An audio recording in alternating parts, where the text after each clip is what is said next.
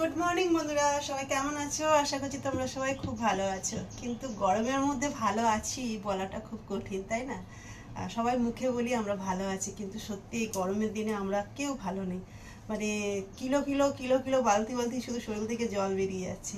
তো যাই হোক, কালকে কোনো ভয়েস ভিডিও দিইনি। কালকে হঠাৎ শরীরটা এতটাই খারাপ হয়ে গেছিলো যে আর কোনো ভয়েস ভিডিও তোমাদের সঙ্গে শেয়ার করা হয়নি।